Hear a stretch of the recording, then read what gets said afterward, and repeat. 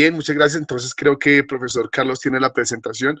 Pues como le decía el profesor, mi nombre es Héctor Álvarez, no voy a repetir más de lo que dijo el profesor, simplemente soy educador popular, me formé en el Centro de Investigación y Educación Popular CINEP durante 17 años. Yo le digo al profesor Carlos que fue casi como el doctorado en educación popular en el CINEP, cosa que me agradeció. Y de ahí parto, ¿no? Si escuchan de casualidad música de fondo, música ranchera, música de cantina, no soy yo, es que tengo unos vecinos bastante como interesados en esa música, entonces ya se la ponen a todo volumen y cuando uno vive en un barrio popular, pues le toca escuchar ese tipo de cosas y es normal. Entonces, cualquier cosa, me disculparán.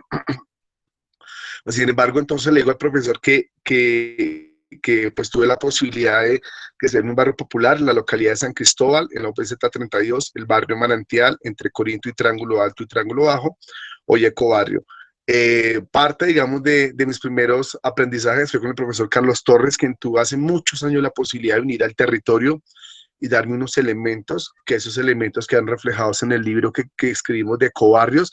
Y bien, creo que soy el resultado de mucha gente que ha pasado por el territorio también, que me ha enseñado mucho y que me ha, digamos, dado elementos y hemos logrado discusiones importantes de construcción colectiva en torno a la realidad de las comunidades en los sectores populares. Entonces, ahí empiezo a hablar de un yo pues como crecí acá y finalmente a veces ese yo se diluye en un nosotros y durante todo el tiempo estuve pues ya en el CINEP trabajando con comunidades indígenas, comunidades de paz y comunidades incluso de muchos lugares de Colombia el tema de pedagogía en derechos humanos. Y una vez le dijeron a mi mamá, señora Flor, tiene que irse del territorio porque usted va a ser reasentada, entra en proceso de reasentamiento por riesgo no mitigable. Mi mamá me llamó, me dijo que la compañera de la Caja de Vivienda Popular. Ella efectivamente, mamá era de Cali, mi papá era de Marsella Grisalalda, llegaron a Colombia por cuestiones laborales, no por conflicto ni violencia, sino por cuestiones laborales, y entonces se conocieron y pues crecimos de ese matrimonio, 5 hijos, yo soy el medio. Y entonces dijo, ¿me acompañas a la vivienda popular? Yo pues ya tengo 60 años, quiero irme para Tierrita Caliente, y ahí entonces quiero pues que ustedes miren, ya son grandes, ¿qué hacen? Entonces efectivamente yo la acompañé a la vivienda popular, y ella dijo, doctora, es que me llegó una carta que me van a reubicar y pues quiero saber cómo es el proceso de reasentamiento. Entonces, en ese tiempo era reubicación. Entonces le dijeron, mire, es que hay casas en Bosa, ahí bien en la frontera con Soacha, y no hay más, hay proyectos de vivienda, entonces si se quiere ir para allá, pues bien, y si no, pues no tenemos más, y pueda que la policía la saque, y bueno, una serie de cosas ahí. Pues mi mamá se puso furiosa y apenas salimos me dijo, Héctor, no venda. Y cuando me dijo no venda, salimos de la vivienda popular, me dijo no venda, para mí fue digamos, como una emoción fuerte, además de que había perdido mis lugares en el mundo.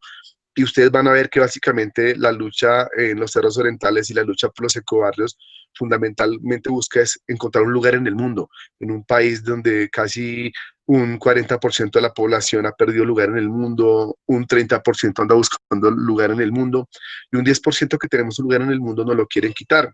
Básicamente tiene el sentido profundo de un lugar en el mundo, encontrar nuestro lugar en el mundo.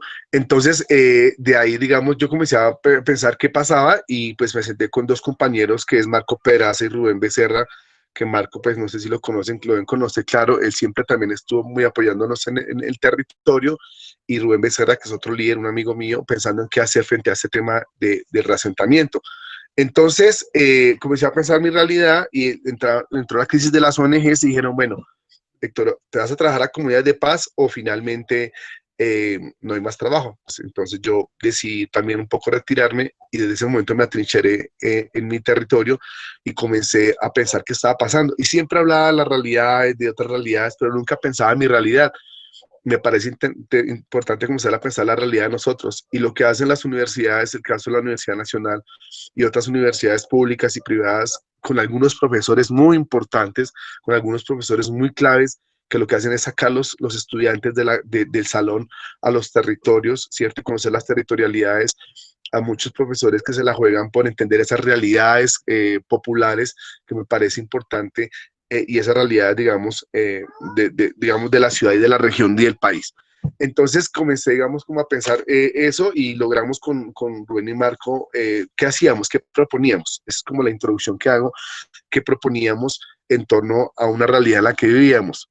Entonces voy a empezar, digamos, como, ese es como soy yo, ¿sí? Como soy yo. En el 2005 me escucho, pues tenía una preocupación profunda con mis compañeros y la comunidad generó una crisis colectiva frente al tema que nos iban a sacar del territorio cuando ya llevamos más de 40 años en el territorio, otra gente que lleva 60 años, otros 70 años, en una crisis colectiva y escuchamos de una expedición y esa expedición, digamos, se dio cuando yo me encuentro con 5 buses, y son 5 buses con mucha gente que venía de Usaquén, de Santa Fe, de Chapinero, de Usme y de San Cristóbal, y entonces esa angustia que teníamos, cuando vemos mucha gente con la misma angustia, pues nos alivió un poco y nos dio la fuerza física y la fuerza moral para luchar por los cerros orientales porque no éramos los únicos, veíamos que hay una complejidad muy importante.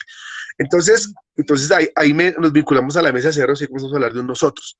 Y en la mesa de cerros, digamos, se logra consolidar 3 propuestas interesantes, que la mesa de cerros es un proceso social y político de lucha y resistencia por el derecho a la ciudad, por el derecho al territorio, fundamentalmente, en la ciudad. Entonces comenzamos a trabajar ahí y en la mesa de cerros, digamos, nos metemos y se abre una gran escuela. Yo reconozco, no soy profesor Carlos, no soy fundador de la mesa, hay gente que me lleva papa en eso. Yo llegué en el 2005 y ya venía gente trabajando en eso, como Juan Carlos, Catalina, Edgar Montenegro, bueno, Hugo Mendoza, bueno, una cantidad de gente que venían ahí, Maya Pinzón. No, yo llegué ahí simplemente por cosas de la vida y luego me sumo y para mí ha sido una escuela muy importante y comenzamos a hablar de nosotros. En la mesa de cerros fundamentalmente se consolida el proceso que se llama 3 procesos importantes, que es plataforma rural, que es el tema de la necesidad de reconocer la campesinidad que hay en los cerros orientales también y obviamente en el borde de ciudad, especialmente en Ciudad Bolívar y bueno, y parte de Suba también. Y sobre la plataforma rural, como ese tema de las semillas y esa importancia de trabajar las semillas. Y también en la mesa de cerro surge también lo que llama la propuesta de Retaco, que es la red de acueductos comunitarios, donde obviamente varias ONG nos agenciaron, como el CINET, Planeta Paz, Enda América Latina, el apoyo de varias universidades también que estuvieron ahí presentes, como la Nacional, la Distrital, incluso alguien de la Pedagógica estuvo ahí también, y otros que ahora, digamos, otras universidades que se han vinculado últimamente, que son universidades privadas. Entonces, digamos, ahí comienza a surgir este tema de la red de acueductos comunitarios como esa posibilidad del agua como bien común. Y también en el marco de la mesa de cerros se logra concretar la propuesta de Covars. Ahora bien, profesor, por favor, puedes avanzar. Este es el barrio Corinto, pues como ven el título, ahí está. Por favor, profesor, puedes avanzar en la diapositiva, gracias. Mire que ese es el territorio, solo lo que era el barrio Corinto hace muchos años, hace más de 40 años. Como sabe el profesor, y ustedes perfectamente lo saben, hay que hacerle una lectura a los territorios de su configuración en tiempo y espacio. Y hay 4, teníamos la vereda, la parcelación del triángulo, era se llamaba parcelación, pero después se dividió en triángulo bajo, después se dividió en manantial, que fue resultado de un urbanizador pirata, que es el barrio donde yo crecí. Hacia el 81, 82, 83 llega el M19 a Corinto y hace pues un asentamiento en Corinto y después surge Triángulo Alto como el resultado, digamos, de varios pobladores y lotes desocupados. Entonces, digamos, pero hay varios aquí, el caso de Triángulo Bajo tiene más de 70, 80 años de consolidación, Manantial tiene más de 40, 50 años y digamos, y Corinto, pues obviamente ustedes saben la fecha que les dije. Entonces, digamos, esas lecturas en tiempo y espacio son muy importantes para entender, digamos, cómo se han configurado los territorios. Y ese es parte del barrio Corinto y parte del barrio Manantial que ustedes ven en la diapositiva, que es lo que estaba antes. Profesor, por favor, lea. Gracias. Lo oprime, pasa la... Entonces, claro, hubiera sido más fácil decir, yo en el caso mío me siento, me alío con un político, hago alianzas con un político, con un partido político para legalizar el barrio, como ha pasado en muchas historias donde muchos líderes y lideresas se han tenido que incluso ponerse al servicio de algunos partidos políticos por la necesidad de legalizar sus barrios, pero la vida nos llevó por esta senda del camino de entender la territorialidad. Imagínense, yo sabía que vivía en los cerros orientales, y en un lugar importante que era el barrio, pero no entendía esa dinámica, esa relación tan importante. Y la mesa de cerros nos ha permitido entender esa relación de la ciudad, especialmente de nuestros territorios, de los cerros con la ciudad. Por favor, profesor, avanza.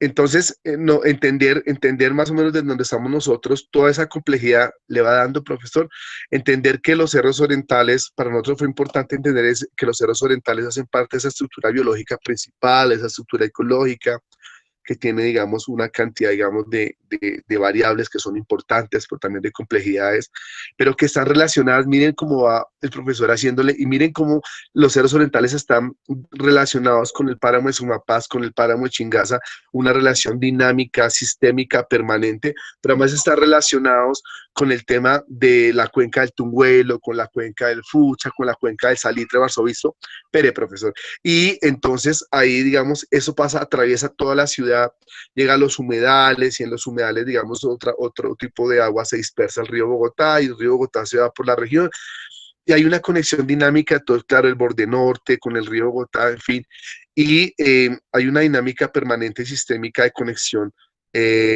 natural, ¿sí? Y desafortunadamente también los seres humanos estamos tan desconectados de esas realidades que es lo que pasa realmente, ¿sí? Y por eso también el repensar lo ecumano, que ahora lo hablo, es muy importante. Profesor Lea, entonces, entender que hacíamos parte, digamos, de un escenario muy, muy, muy complejo que era la ciudad y la región, y que los cerros no era solo nuestros barrios, sino que tenía, digamos, unos elementos muy importantes, y ahí nos pudimos conocer también muchos procesos sociales de lucha y resistencia, que ahora a propósito del pop lo que se ve es que realmente, realmente, digamos, ay, bueno, ya hablamos también con el Comité Páramo Cruz Verde, que ha estado también ahí vinculado con nosotros, con la Mesa de Cerros Orientales, y otros procesos también campesinos, y etcétera, etcétera.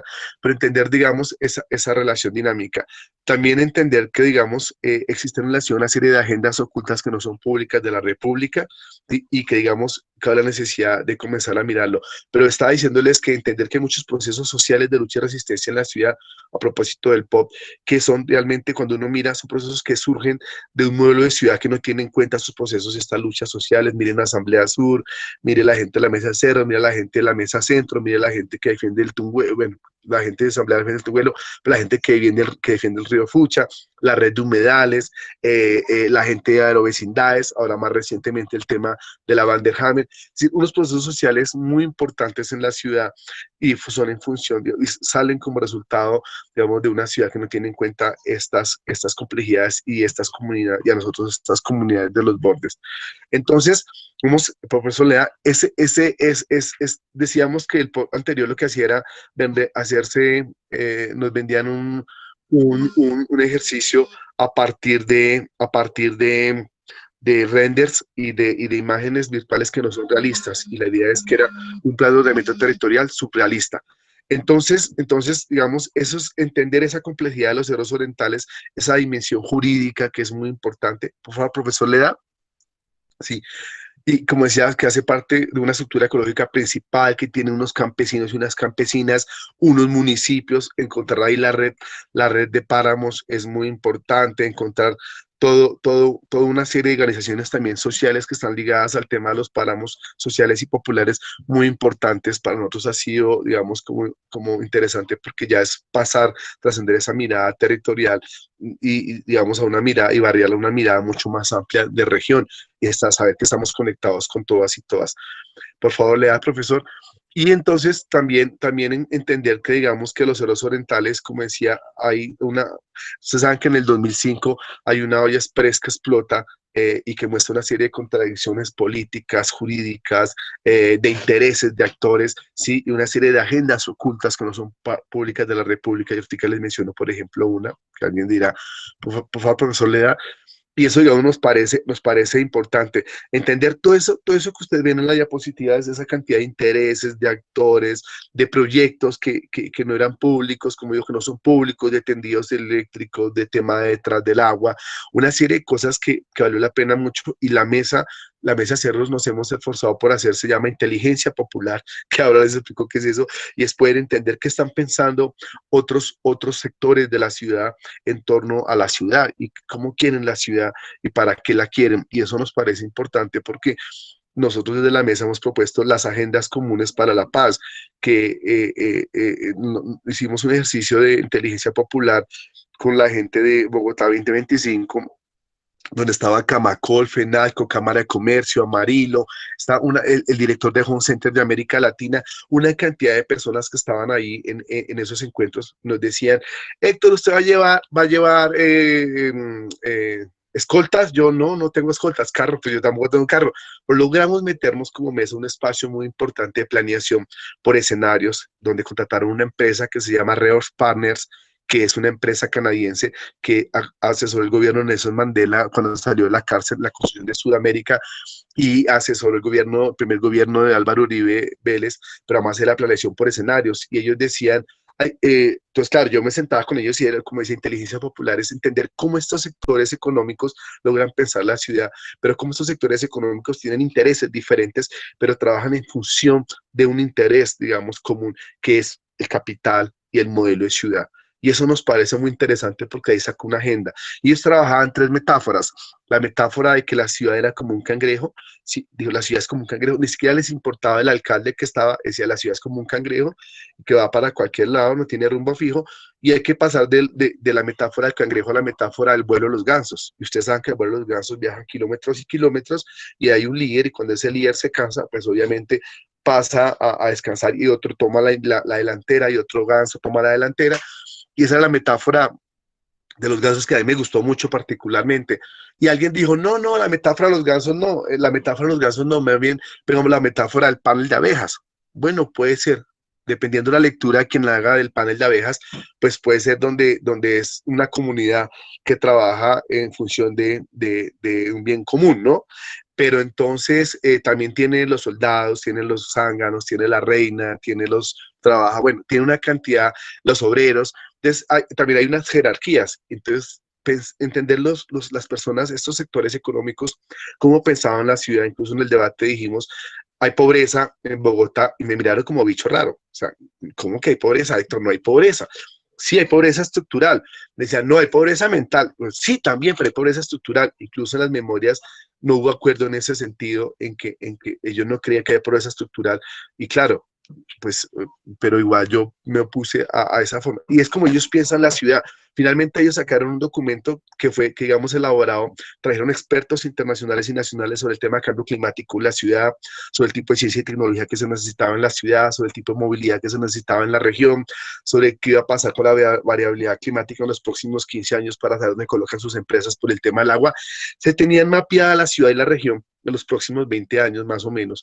Entonces próximos 10, 15 años también. Entonces, dijeron, esta es nuestra agenda y se llamó Bogotá 2025, 2035, y entonces ahí aprendimos y dijimos, tenemos que hacer los sectores populares, la agenda es común desde los sectores populares de la región central, para ponerla sobre la mesa, porque ninguna agenda puede subordinarse a la otra agenda. No es más importante la agenda de los empresarios que la agenda de los sectores populares, ni es más importante la agenda institucional que la agenda de los sectores populares, ni ninguna agenda se debe subordinar a ninguna. La agenda es una construcción colectiva de un modelo de ciudad para todos y para todas. Entonces era como mirar eso y desde la mesa logramos comenzar a abrir el foco y la perspectiva para ir, digamos, entendiendo esta ciudad y querer incidir con nuestras propuestas desde la mesa, hacernos ahí. Profesor Lea, por favor. Entonces, digamos, otros elementos importantes, pues como se plantea, y es que, digamos, hemos planteado unos ejercicios muy importantes desde casi desde el 87, pues más que todo gente que ya ha pasado por este camino, que nos ha dejado un legado muy importante, y es el tema de los pactos de borde. Desde la mesa ceros hemos planteado los pactos de borde, no desde la mesa los ha cogido, obviamente los ha planteado otra gente, y son propuestas desde las comunidades, de los sectores populares, el tema de los pactos de borde y los pactos de vida, como esos instrumentos, el pacto de borde como un instrumento biopolítico y el pacto de vida también, pero hoy en día el pacto de borde se ha vuelto un instrumento de biopoder, es decir, lo cogió la institucionalidad, lo creamos las comunidades, la institucionalidad lo cogió y lo normatizó, de 3 páginas pasó a 12 páginas con una serie de elementos, digamos, significativos jurídicos que lo que hacen es digamos, subordinar las iniciativas comunitarias y un poco también no dejarlas avanzar. Entonces ahí perdió el espíritu los pactos de borde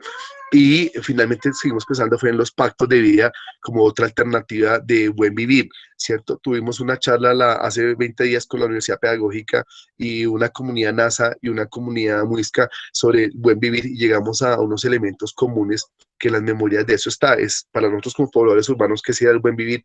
Y finalmente coincidimos en que los pactos de día tienen una serie de elementos tanto indígenas, bueno, muiscas, ancestrales, y que tenemos mucho en común, así seamos pobladores urbanos, tenemos mucho en común con esas otras poblaciones. Entonces, digamos, el tema de los instrumentos, los pactos de día, los pactos de borde, como esa posibilidad de construir escenarios reales de reordenamiento en los cerros orientales. Los pactos de borde es una propuesta que hacemos desde la Mesa de Cerros de cara a subsanar esa deuda histórica que hay con los pobladores de los cerros orientales en torno a los derechos humanos y esa deuda, digamos, importante catastral que no se ha logrado subsanar es el tema de la precisión cartográfica en los cerros orientales, que ha generado de facto una serie de evasivas jurídicas de los alcaldes locales como distritales para no invertir, y es increíble ver cómo los planos de la CAR, en el plan de manejo, los planos del distrito, de varias entidades del distrito, no coinciden, y ese tema catastral es una deuda que hay que lograr subsanar, cosa que el gobierno de Iván Duque en su candidatura había hablado que iba a subsanar ese tema catastro, porque en el país tenemos resguardos indígenas como tierras, grandes extensiones de tierras de campesinos y campesinas que no se han logrado subsanar ese tema catastral, y creo que hay que hacerlo, y mucho menos en Bogotá.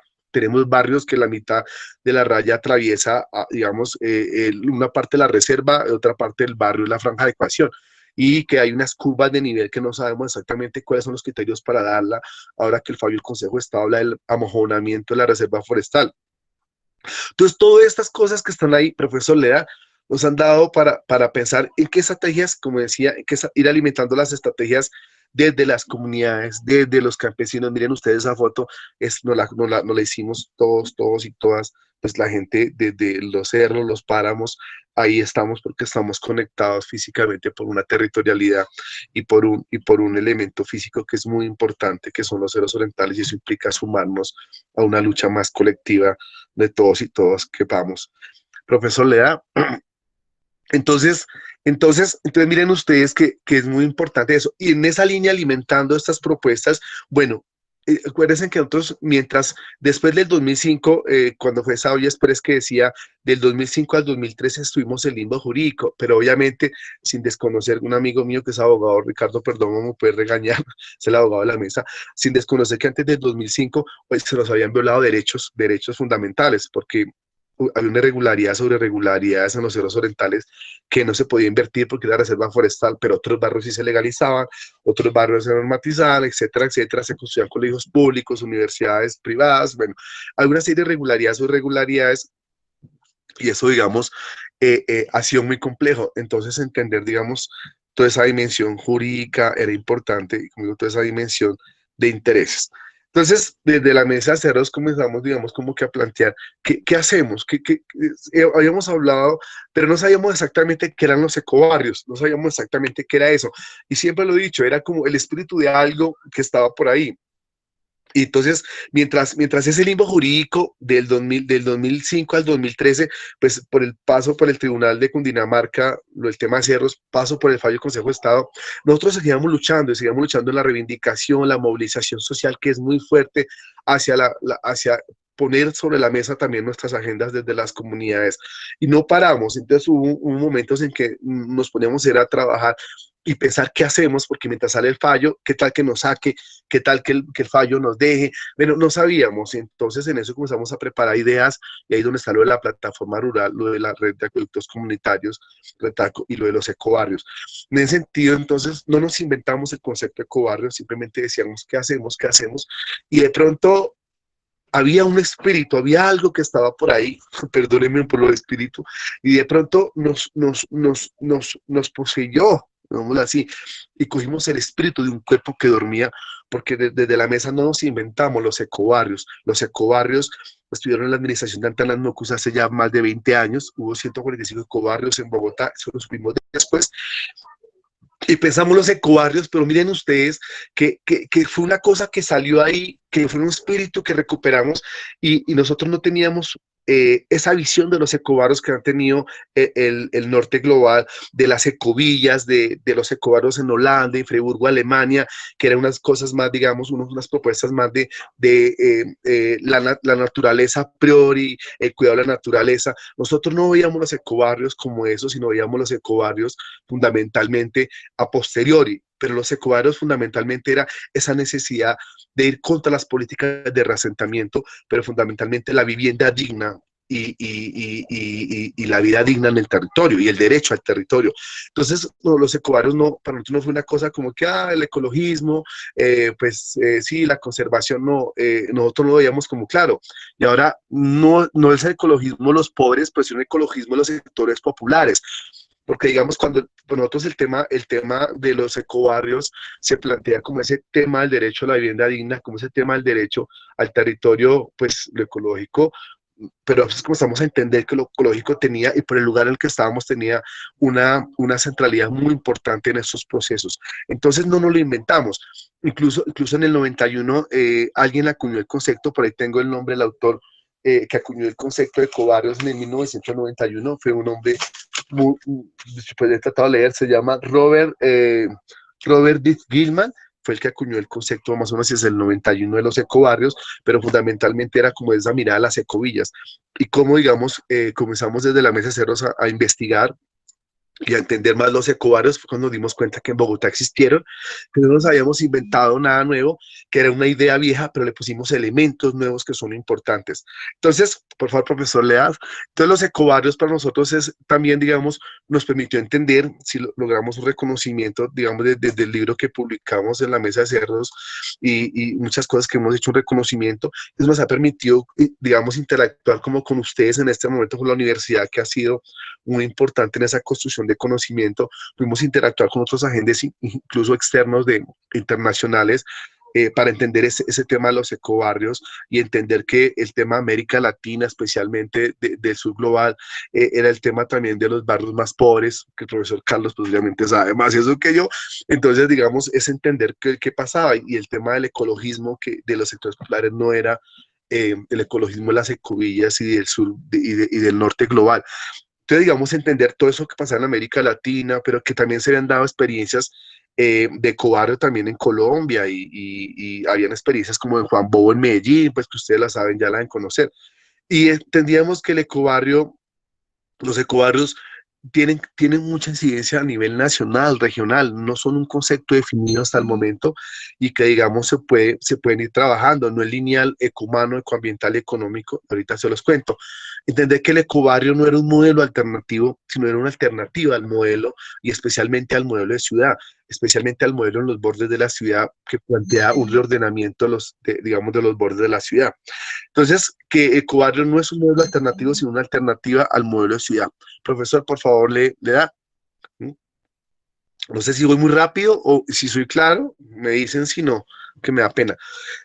Estas fotos las tomamos hace poquito cuando caminamos con unos jóvenes hacia el lado, digamos, de lo que es el cerro de Guacamayas, que es el cerro más reciente, digamos, de conformación geológica, dicen los expertos en la ciudad, y encontramos hacia el lado del Parque Internubes, hacia la localidad de Rafael Uribe, esta foto la puse porque me llamó la atención, es cómo se hace este ordenamiento, especialmente en las zonas más complejas y especialmente en las zonas donde hay áreas de protección, y se utiliza para talleres de SITP y para urbanización. Y a los sectores populares, donde estoy parado tomando esa foto, Separo las Malvinas los han sacado a todos, pero la gente sigue construyendo, siguen habiendo, digamos, propuestas del mercado de la construcción para repensar los bordes de la ciudad, ¿sí? Como está planteado. Profesor, por favor, le da.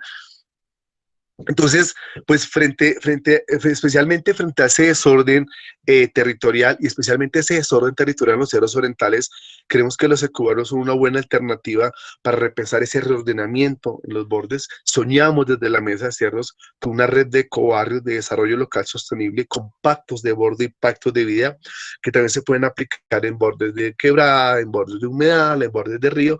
Pensábamos incluso en el borde del río Bogotá, que no es Ciudad Río, pero pensamos cómo hacer, plantear ecobarrios. Incluso alguien, estuvimos en Kennedy hablando, alguien decía hidrobarrios, ¿cómo así? Pues en caso de que el río Bogotá se inunde, pues que los barrios puedan tener unas vainas muy locas que las comunidades se piensan, y me parece súper chévere, pero digamos, creo que el tema del ecobarrio no es el eco para seguir haciendo más de lo mismo en términos del mercado de la vivienda, sino el eco para pensar en alternativas diferentes de habitar los territorios, especialmente en los bordes de la ciudad. Profesor, por favor. Gracias. Y entonces en ese sentido, comenzamos a meternos, bueno, los ecobarrios, y fue madre, bueno, los ecobarrios, porque pues ante las presiones institucionales que aún están en nuestros territorios, la vivienda popular, hoy tuve reunión con una acá, es que tienen que irse, pero si les hemos demostrado que los ecobarrios son viables, han venido técnicos, expertos, geólogos, que son viables con obras de bioingeniería, ¿por qué siguen presionando a la gente? Pese a que en esta administración hemos logrado hacer algunas reuniones y creo que teníamos claro que ya habíamos hecho unos acuerdos, pues parece que los acuerdos no son tan claros. Y eso lo digo de manera personal, no lo digo como mesa porque me van a regañar los de la mesa. Entonces los ecobarrios, digamos, comenzamos, esto es lo que quedaba, son lotes desocupados como zonas de conflicto, quedan desocupados, y eso fue lo que yo vi hace 15 días cuando fui a Malvinas, que les digo, unas zonas complejísimas, unas zonas maleables, donde la vivienda popular lo que hace es sacar la gente, porque el INGER dijo que estaban en riesgo no mitigable, y sacan la gente, pero finalmente quedan unas zonas complejas. Ustedes hubieran visto cómo se han vuelto espacios de consumo de SPAT, cómo se han vuelto espacios para la delincuencia, es decir, quedan zonas muy abandonadas, zonas muy dejadas a la merced de a merced de la delincuencia, a merced de nuevos asentamientos, es decir, una mala planeación de lo que pueden ser los procesos de reasentamiento o unos procesos de reasentamiento mal habidos, me parece a mí. No todos han sido mal habidos, pero sí hay unos que han dejado unas huellas muy negativas en los territorios y en las personas que han estado ahí. Entonces, hacer la gestión de la percepción en los ecobarrios. Por favor, profesor. Entonces los ecobarrios, digamos, para nosotros tienen tres elementos fundamentales que le metimos, ¿cierto? Pues primero, aquí está, ese es el concepto que acuñó este autor que les dije ahorita en el 91, que es un ecobarrio, se define como una comunidad, ¿sí? Fundamentalmente la visión en común, y para nosotros la comunidad es fundamental, es muy importante, pero sin esa visión tan romántica que tiene la academia y la institucionalidad. Sí, también quería decir que los ecobarrios nosotros, cuando hablamos de los ecobarrios y el tema de la ecología, no es desde la ecología ni de la resiliencia que plantea la institucionalidad, es desde nuestras propias construcciones de la resiliencia, de nuestras propias construcciones de lo ecológico, ¿sí? Tiene que ser porque creo que hay que entrar a negociar ciertos conceptos y construir conceptos también propios y recuperar unos, reciclar otros, en fin, pero digamos, nosotros nos casamos con este primer elemento que acuñó este autor en el 91 sobre que era un ecobarrio fundamentalmente la comunidad, pero como decía, sin ese ejercicio romántico que ahora tiene la institucionalidad, que la comunidad son 100 personas, 200 personas, ¿y la comunidad dónde está? No, hoy en día la comunidad está muy, muy dispersa. Incluso, si ustedes vieron a John Sudas, que la investigación que hizo sobre el tema de la participación ciudadana en el país, y Bogotá, la ciudad capital que menos participación ciudadana tiene, que mayor nivel de desconfianza ante la institucionalidad tiene, que mayor desconfianza tiene entre nosotros mismos, entre las mismas organizaciones sociales, y eso hay que tratar de recuperar la confianza en nosotros mismos, la confianza, bueno, las instituciones, siempre y cuando hayan resultados, pero también la confianza, digamos, en la participación ciudadana, también siempre y cuando, digamos, se mejoren los espacios de participación ciudadana. Entonces, ahí John Sudarsky hizo una investigación, ahí lo pueden mirar, y muy interesante esa investigación a nivel nacional. Entonces la comunidad pues puede ser mucha gente, pero como puede ser también pocos, pero la comunidad hay que repensar el concepto de comunidad antes de la pandemia y ahora la post-pandemia, el concepto de comunidad, ¿qué significa? El concepto de lo común sí es claro, pero el de la comunidad hay que mirarlo realmente qué significa. Por favor, profesor, avanza. No avisa, profe, porque me da pena con usted. Entonces, el ecobarrio, digamos, como decimos, son tres elementos, digamos, bastante, ahí está, pues, ahí está, digamos, todo lo que planteamos, que es todo el tema del territorio, el manejo del territorio, ¿sí? Todo el tema de los elementos, reciclaje, pero fundamentalmente lo espiritual, ¿sí? Profesor, por favor, avanza. Entonces, como decía, entonces cogimos una idea vieja que son los ecobarrios Y lo que hicimos fue darle elementos nuevos, y yo siempre hablo de un autor que se llama William Dugan, que habla de la intuición estratégica, la chispa creativa, donde se combina la intuición experta y esa intuición, digamos, como creativa, porque yo estaba más joven, ¿no? Hablo hace 10 años, 15 años, y yo decía, bueno, decía a mi barrio, por ejemplo, decía, es que los ecobarrios me decían, no, eso ya pasó. Eso fue en el gobierno de Mocus, eso no sirve para nada. En el cine que yo trabajaba me decían, no, Héctor, usted está loco. Y en el barrio me decían, ecofarro, usted está ecofarro. Se fue madre, pero ¿cómo así? ¿Cómo así que? O sea, pero nadie creía como en la vaina, especialmente la gente adulta. Y creo que, digamos, a veces creo que hay que articularle conocimiento entre la intuición experta, que son los que somos más adultos, y la intuición creativa, que son como los jóvenes, para crear, digamos, esa chispa creativa, porque hoy en día uno encuentra que a veces muchos grupos y sectores son muy sobrados en información, y otros sectores de adultos son como no queremos saber nada de los jóvenes, nosotros somos como que los que sabemos, tenemos la experiencia, y no, creo que esto también hay que comenzar a entender esas formas de acción colectiva de cara a construir la comunidad. Entonces, le metimos tres elementos importantes, que es lo ecumano, lo ecoambiental y lo económico. Lo ecumano tiene casi tres subagendas, profesor, por favor. Una subagenda es una agenda espiritual. Me dicen, estuvimos hace 15 días hablando, que el profesor Carlos también estuvo ahí, sobre el tema del plan de ordenamiento territorial. Dice, mierda, una agenda espiritual en el plan de ordenamiento territorial. Dígame cómo se come eso. ¿Cómo entendemos el tema de la espiritualidad en el plan de ordenamiento territorial? ¿Cómo hacer espiritualidad en un contexto donde todo es material, todo es cuantificable, todo es visible, y lo espiritual se vuelve como un tema ya esotérico, lo espiritual se vuelve como un tema ya de un grupo de indígenas, si se quiere? No, creemos que lo espiritual se construye, y ahí me gusta mucho Leonardo Boff, en el tema de la espiritualidad y en el tema del rescate del cuidado. Y creo que con la agricultura urbana y con una serie de elementos importantes, la gente puede recuperar esa espiritualidad. Incluso el padre Angulo habla del cultivo de la solidaridad, y a él le sumamos el cultivo de la compasión. No solo las huertas urbanas son importantes en lo físico, sino también las huertas urbanas son importantes para cultivar esa espiritualidad, esa compasión, esa solidaridad que se ha perdido tanto hoy en día. Y creo que nuestro reto es comenzar a cultivar esas cosas desde varios elementos simbólicos también, y eso me parece que es clave. Hay que desarrollarlo mejor, muchachos y muchachas. La otra agenda que nos parece importante en lo ecumano es la agenda de educativa. Creo que nosotros hemos trabajado con los niños, pero además el fallo del Consejo de Estado lo dice, hacer una educación en relación a los territorios. El fallo del Consejo de Estado sobre el río Bogotá lo dice, el fallo del Consejo de Estado sobre cerros orientales dice, hacer procesos educativos para el cuidado y protección de los cerros orientales, y no se ha hecho, eso está en mora. ¿Cómo generar con los colegios de los bordes de ciudad unos PENSOL, unos PRAES en función de la territorialidad? ¿Sí? Y eso me parece pues clave, cómo trabajar con los niños el tema de las semillas, cómo recuperar, usted que le muestra unas fotos, cómo recuperar esos elementos importantes, cómo resignificar el territorio con los niños y con los jóvenes desde los centros educativos. Me parece que sería también un buen elemento y una buena oportunidad para ir subsanando ese tema de cuidado y de protección, pero también además de apropiación de los territorios de borde de ciudad. La otra agenda que nos parece importante es la agenda cultural, sí, y artística. Ahí creo que esa agenda en el tema ecumano es muy importante. Ya hemos tenido experiencias sobre cómo, digamos, desde la cultura y lo artístico, los niños y los jóvenes comienzan a adquirir una serie de elementos, y ahí trabajando el tema de la territorialidad, y trabajando todo en función de la territorialidad, de la memoria, sí, la memoria de lo cultural y lo artístico, de las prácticas cotidianas, bueno, una serie de elementos que son fundamentales en eso. Profesor, le voy a mostrar fotos para que digan, ese Héctor no está hablando carreta. Aquí, dale, profe, aquí hay unas fotos de unos niños con las composteras, ¿cierto? Le da, profe, porfa. Aquí hay otra foto también, digamos, ahí está, bueno, ese es Daniel, mi hijo.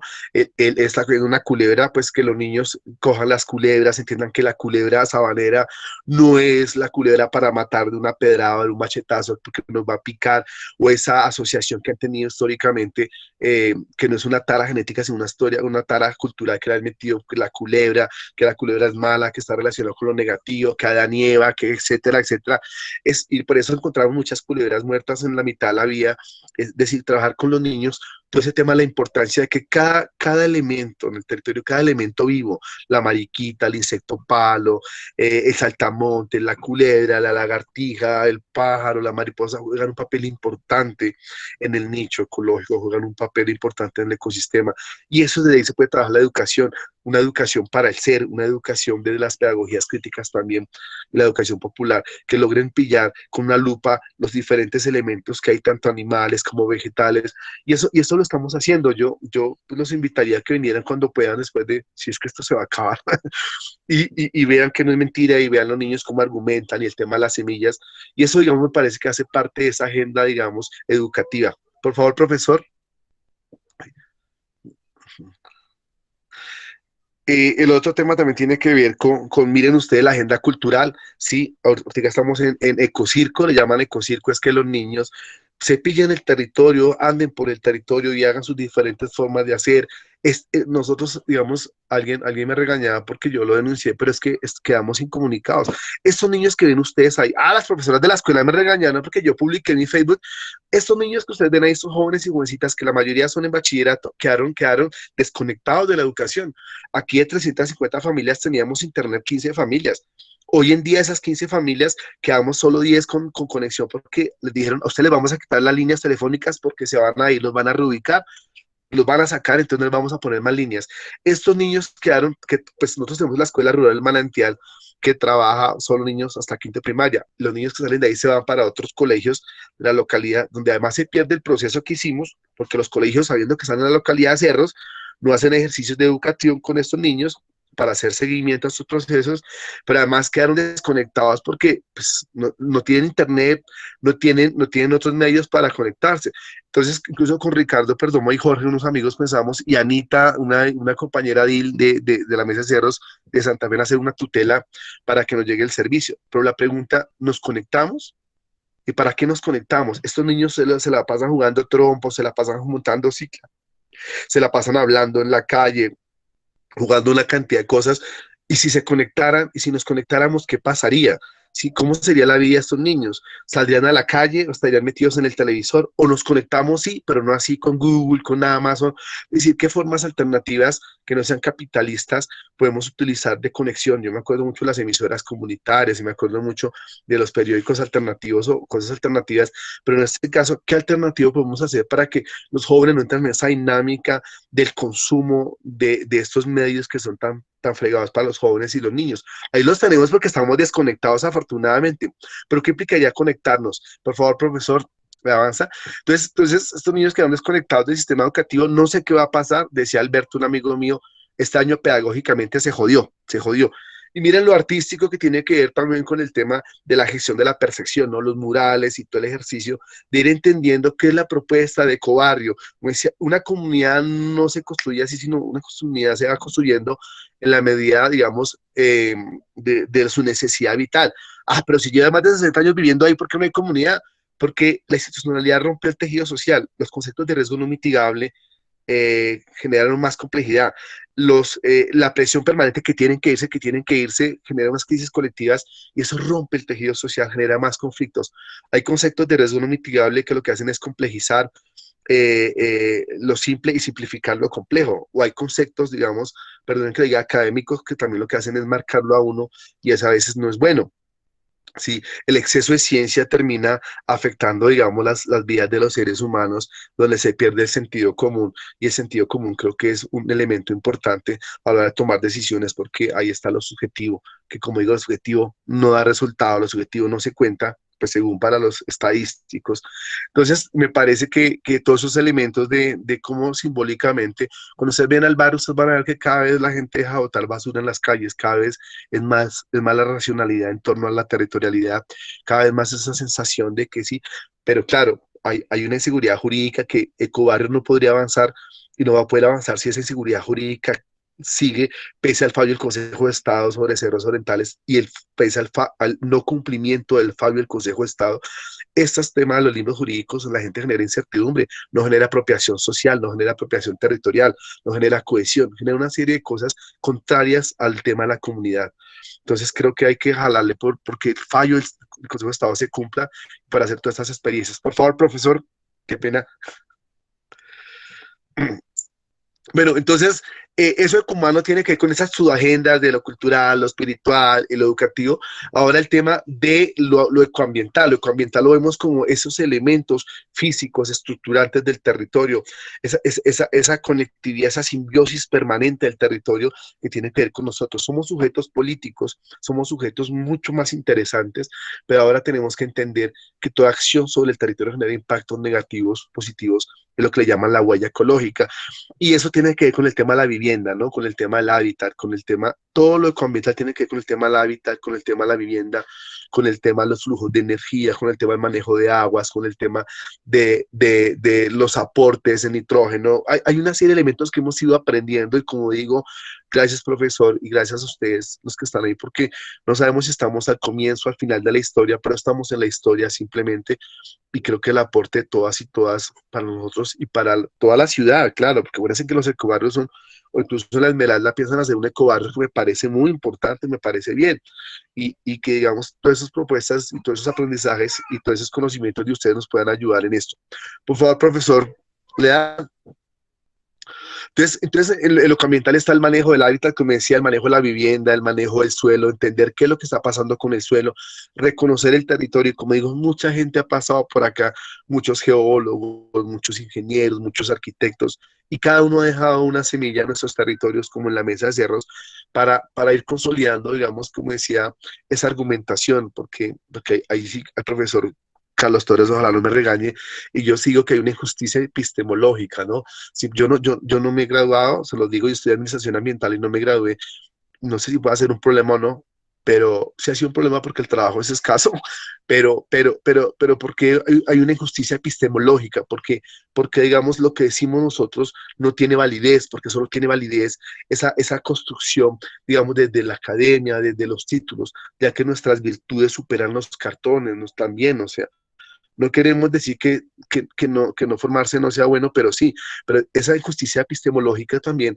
tiene que entenderse, empezarse a superar la manera que todos tenemos saberes y todos tenemos conocimientos, y eso se construye colectivamente, porque decía una amiga, la verdad está en el centro, la verdad es una construcción colectiva. La verdad no la tiene la academia, ni la tiene la institucionalidad, ni los sectores populares. La verdad es una construcción colectiva y esto, digamos, tiene que ser construcción de muchas verdades, resultado de muchas verdades. Entonces, el tema de los conceptos de riesgo, que son, a veces decimos, son conceptos tan fríos y secos que no logran ver los colores de la realidad de los territorios. Y eso no ver los colores de la realidad de los territorios es muy difícil para nosotros porque finalmente terminamos siendo normatizados y los sacamos por la policía y los sacamos con el SMAT y pierden los derechos. Entonces comenzar una serie de chantajes y dificultades que hacen que lo comunitario no avance. Pero bueno, seguimos adelante. Entender que hay flora y fauna, hemos hecho diagnósticos de flora y fauna. Ahora les muestro Corinto cuando vivía gente y cuando se fue, cómo volvieron, ya tenemos 16 tipos de aves, cómo ha vuelto la fauna al territorio, cómo ese es un territorio realmente resiliente. Profesor, por favor, avanza. Gracias.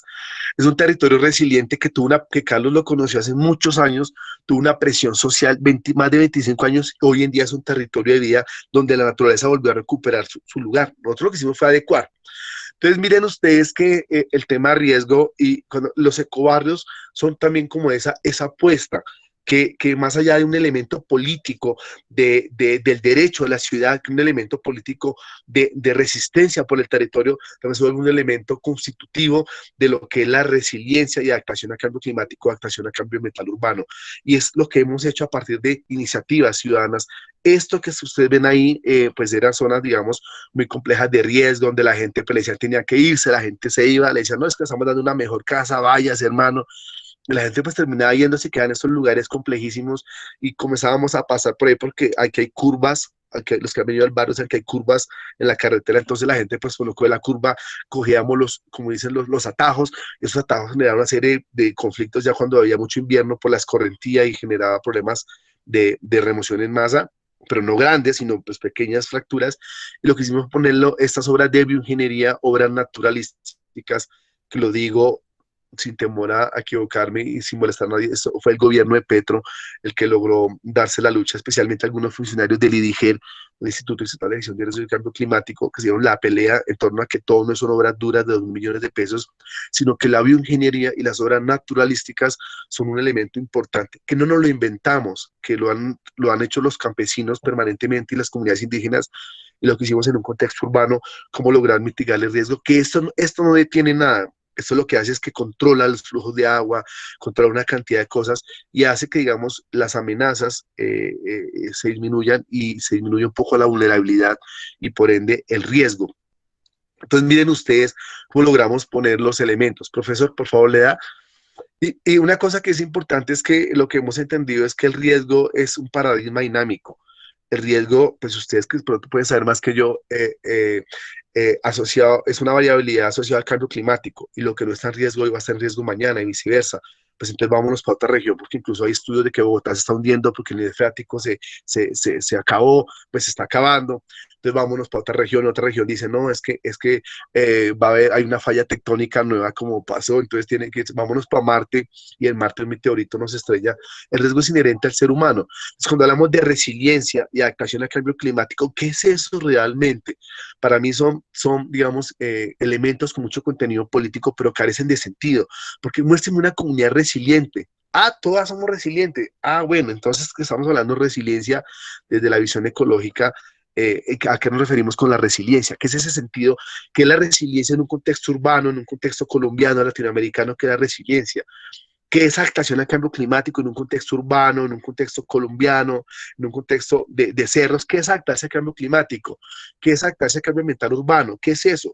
Démosle contenido a esos elementos, que no quede solo en discursos, porque realmente pues no encontramos casi comunidades que puedan entrar en este marco de adaptación al cambio climático, cambio ambiental urbano o de resiliencia.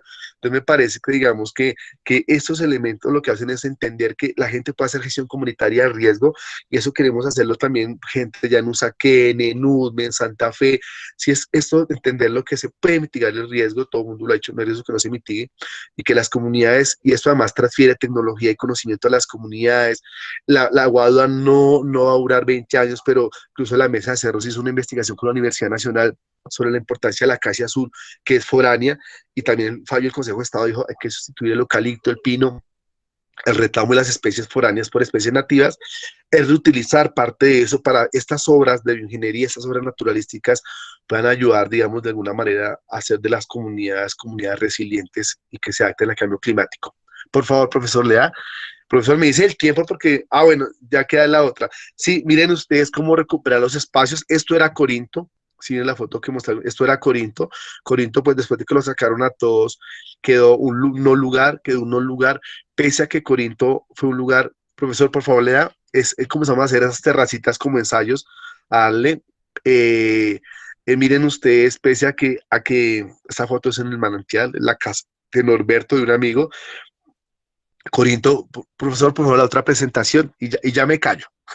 Miren ustedes que Corinto, miren ustedes a Corinto y eso, profesor, miren ustedes a Corinto, un lugar donde estuvo el M19, un lugar donde hubo mucha muerte, no porque haya estado el M19, sino también por el tema de que pues, los conflictos entre el M19 y la logística, después de la escuela logística militar, la gente que tocaba esconderse debajo de las camas por las balaceras, encontramos hoy, escribimos un libro con el Centro de Memoria sobre paisajes inadvertidos, hoy en el contexto de la Comisión de la Verdad y la Justicia que está buscando la verdad en la macrorregión Bogotá, Suacha y Sumapaz. Nosotros también hicimos parte, donde estuvimos actores presentes ahí.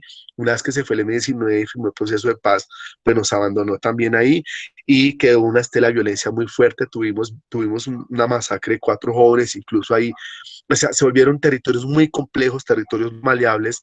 Pues obviamente decimos que hay una precaria presencia institucional, una falta de presencia del Estado y una ausencia del Estado pues casi total. Entonces Corinto, después de ser un lugar que tuvo mucha muerte, mucha violencia, además lo revictimizaron, sacándolos, lo revictimizaron y hoy en día es un territorio de paz. Profesor, por favor, la otra y ya casi me callo. Qué pena. Sí, eso es parte de lo que hemos hecho, el tema de los viveros, de las huertas, sí, y ahí ustedes cómo van a decir que no se va a cultivar la solidaridad esa relación entre niños y adultos, ¿sí? La otra, profe, entre niños y adultos, en un ejercicio permanente de construcción intergeneracional, de relación con la tierra y el territorio, donde se ha perdido el contacto, ¿sí? Dice por ahí Leonardo Box, hemos perdido el contacto con con la realidad, hemos perdido el contacto con la tierra, hemos perdido el contacto. Ya estas últimas diapositivas y eso. Entonces, miren, el ecobarrio lo que finalmente busca es una comunidad ecológica, una comunidad, digamos, sostenible. Mm, Gracias, profe. Por favor, lea. Mm,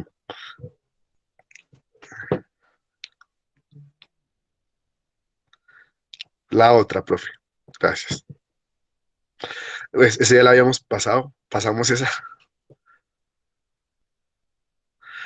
Es reconocer todo lo que hay en el territorio, la importancia de manejar las aguas. Tenemos nuestra quebrada del Chuscal, que no es así de grande, es más chiquitica, pero tenemos nuestra quebrada del Chuscal, reconocer que tenemos también un nivel hídrico importante, un sistema hídrico importante, entendido como un microsistema, donde tiene un papel importante también el manejo de nuestras aguas y la relación con ellos, con las basuras, con las energías, con la importancia de reciclar el agua. Bueno, todo eso, digamos, obviamente hemos avanzado en muchas, nos faltan muchos también por avanzar y ahí es donde queremos pues que todos nos ayudemos para hacer mejores territorios. Profesor, por favor. Mm, Ahí pues esas fotos son fotos de los niños trabajando con el tema del reciclaje en la cancha, ¿sí? Entendiendo que hay que hacer. Incluso estos niños le colocaron a la casita un perro, la casa del ecoperro. Es como comienza el eco a generar, digamos, un papel importante en la gestión de la percepción de los niños y las personas del territorio hacia generar una identidad propia y una identidad. Por favor, profe.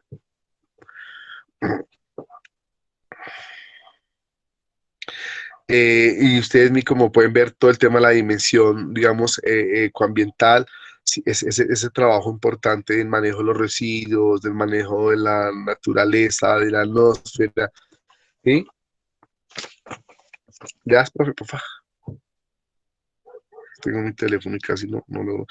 Sí, cómo recuperar los espacios comunes, ¿no? Cómo volver al tema de lo común, desde los espacios comunes para todos y para todas, para que sean apropiados y sean, digamos, asumidos. Como digo, nosotros, digamos, siempre hemos tenido una presencia precaria institucional del Estado y el Estado solo está para sacarnos y realmente no ha estado para invertir. Últimamente, claro, como decía, lo de los recursos del Fondiger y los recursos del Jardín Botánico para lograr construir el nodo de biodiversidad que lo tenemos en Corinto y que digamos, ha sido lo que le ha dado una vida importante a este espacio.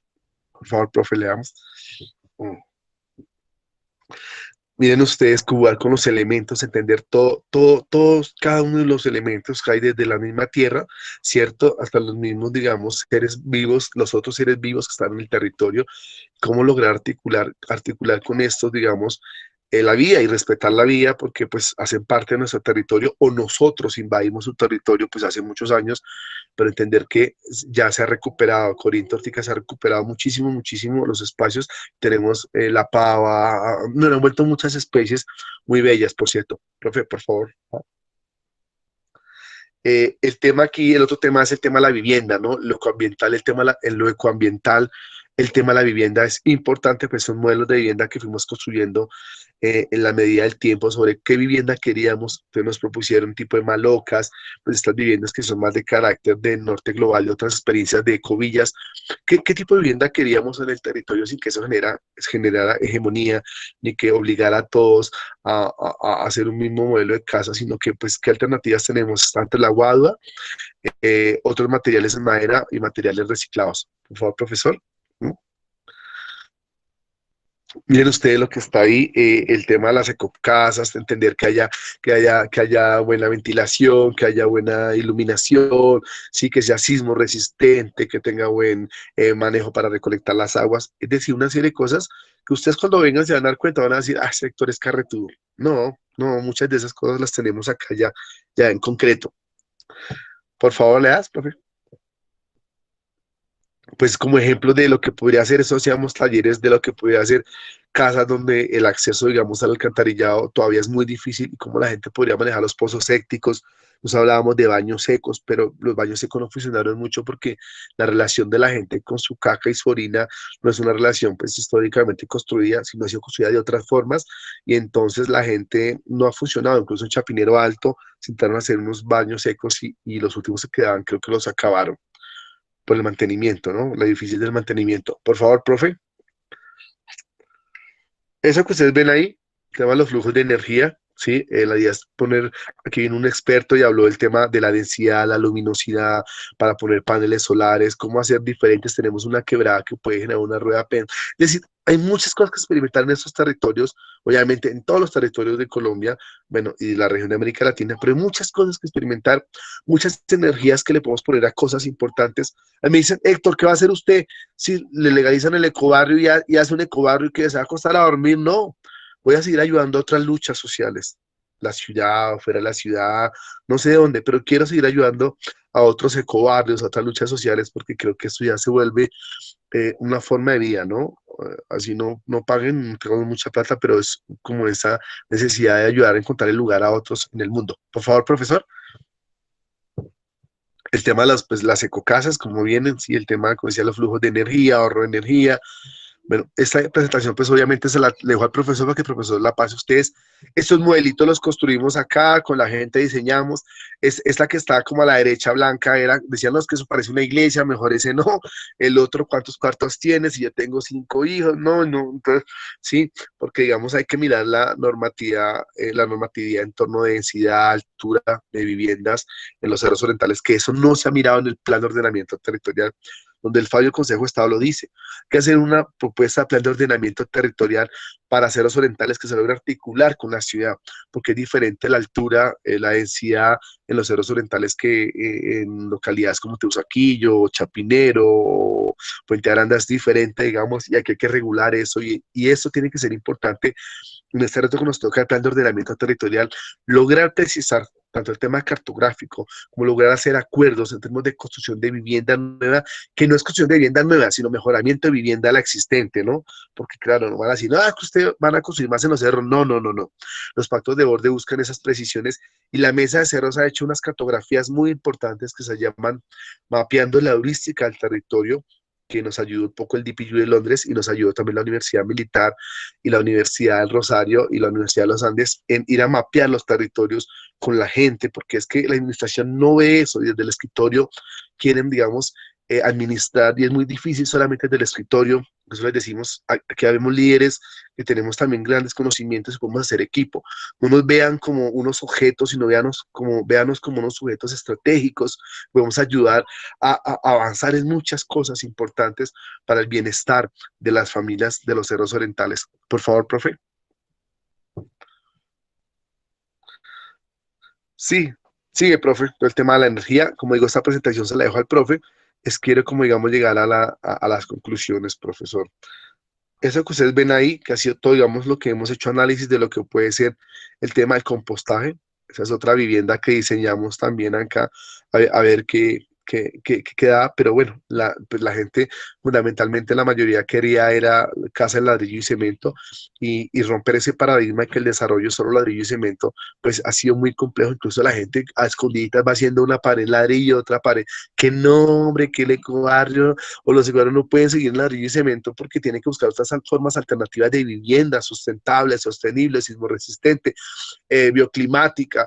Es ladrillo y cemento, ¿por qué? Porque tiene que ser todo ladrillo y cemento. Y es muy difícil, ¿no? Y ahí la comunidad también se divide. Ah, no, es que usted, yo quiero construir mi casa a 3 pisos de ladrillo y cemento, pues entonces realmente, ¿qué es un ecobarrio? ¿Qué puede ser un ecobarrio? ¿Más de lo mismo? ¿O cuál sería el sentido de un ecobarrio? O si más de lo mismo, no sé, de otra manera ordenado. Por favor, profesor.